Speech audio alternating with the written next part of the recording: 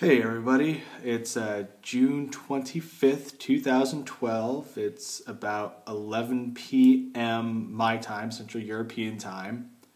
So if you're on the West Coast, subtract 9. If you're on the East Coast, subtract 6. And if you're in Italy, subtract 0. Like I said, this is vlog number 5, but even more importantly, this is week 1, day 1 of cycle 1 of my chemotherapy treatment. I did start chemo today, as a lot of you on Facebook already know. But first I want to go over my pathology results real quick. I'll go over it more in detail in a later vlog when I have the actual paperwork in front of me.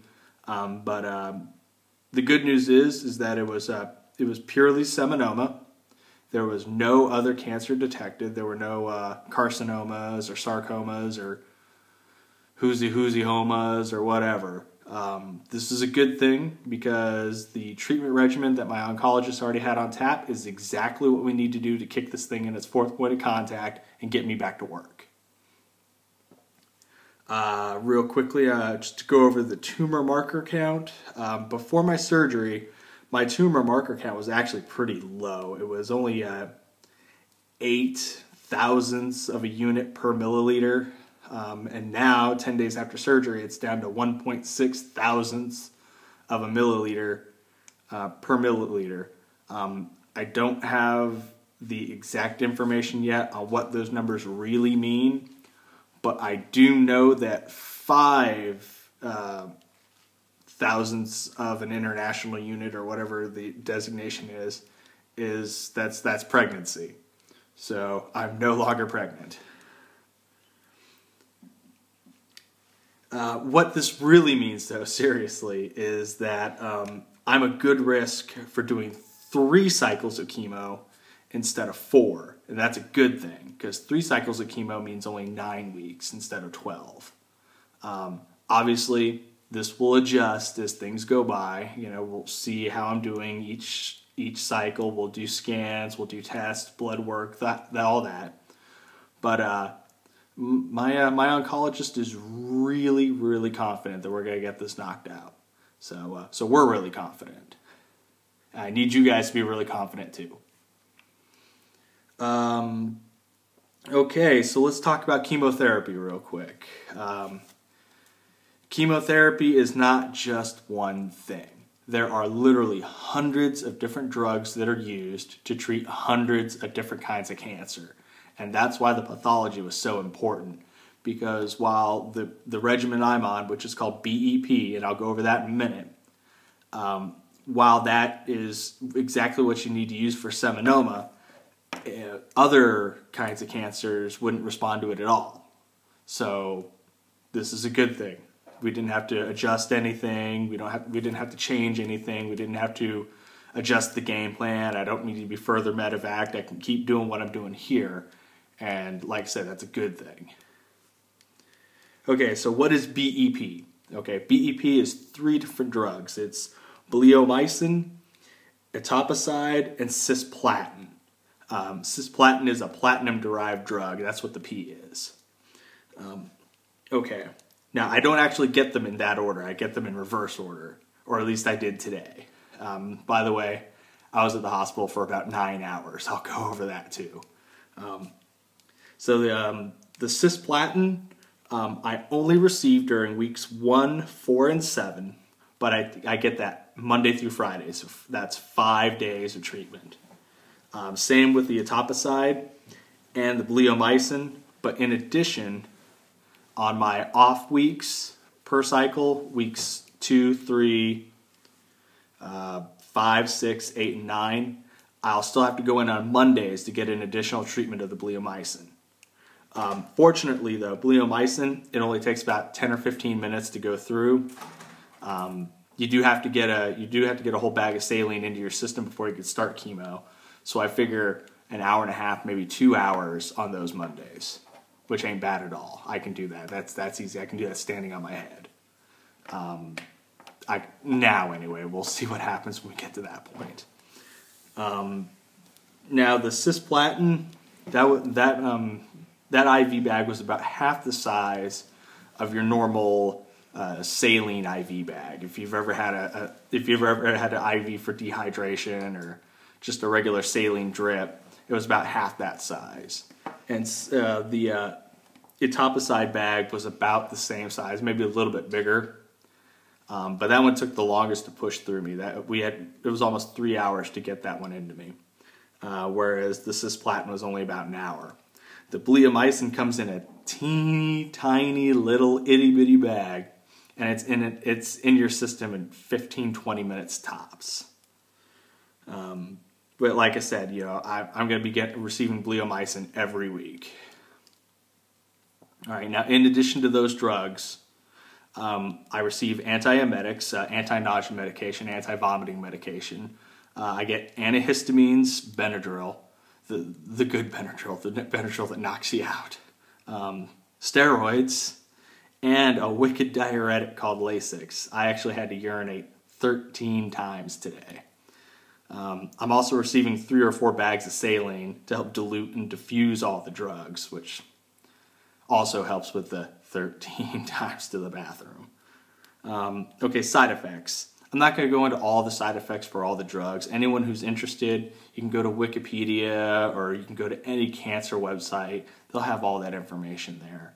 But the most common ones, of course, are nausea, vomiting, fatigue, infection, and hair loss. The hair's going.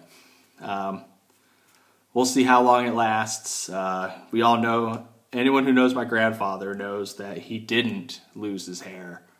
And he was battling a much nastier cancer than I am. So we'll see. But hey, I've been bald before. It's not that big of a deal. And one of the possible after effects of chemotherapy is that your hair curls and gets darker. So I might have curly hair in a year or so. That could be interesting or a little weird. Who knows? Let's see. I might also become anemic because chemotherapy drugs, for anyone who doesn't know what they do, the reason that chemotherapy drugs, they destroy cancer cells is because they target cells that divide rapidly. But unfortunately, they don't have the science down yet to where it just targets like malignant tumors. So any cells that divide rapidly, so we're talking blood cells, red, white, and platelets, hair follicles, fingernails, skin, your stomach lining, esophageal lining, anything where it divides rapidly, those are going to be attacked as well. Nobody gets all the side effects, but nobody gets none of them either.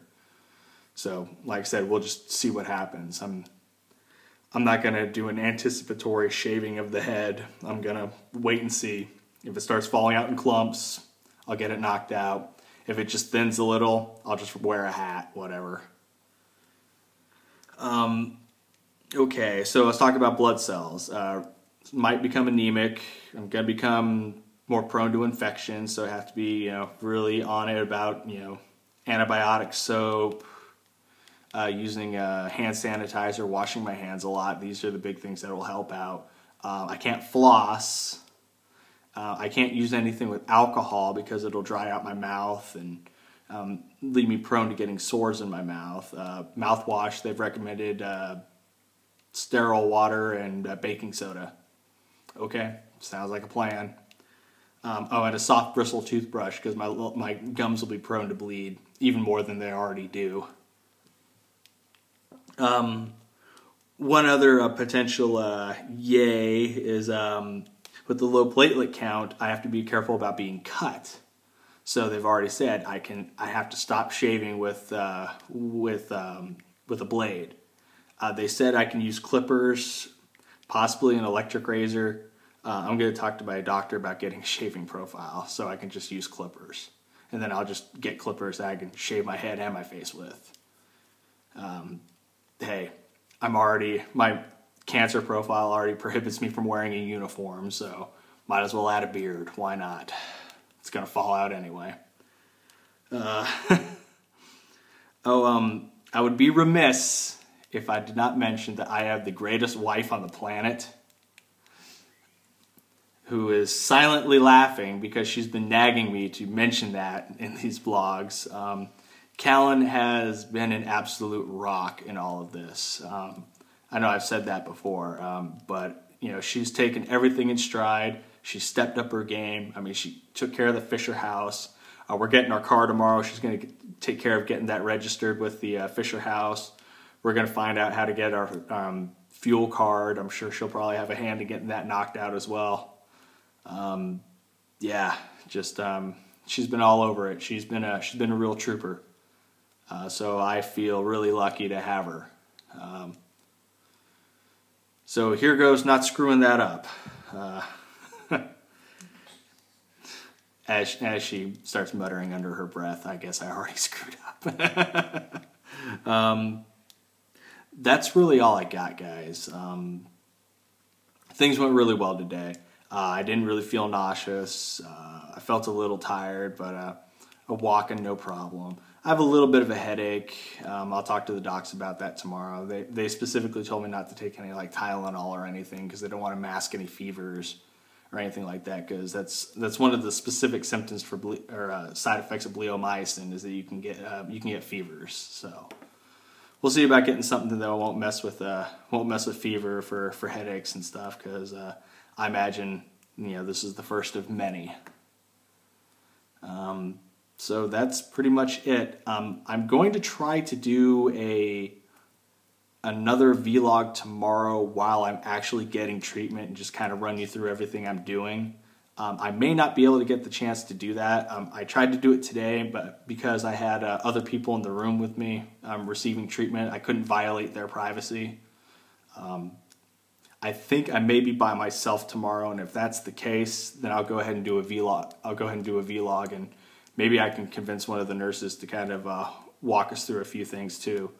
That'd be pretty cool, right? It'd be like show and tell or career day or something. All right, well, that's all I got. Thanks for listening to me blather on for 12 and a half minutes. This is Nick Jones signing off. See you guys later. Bye.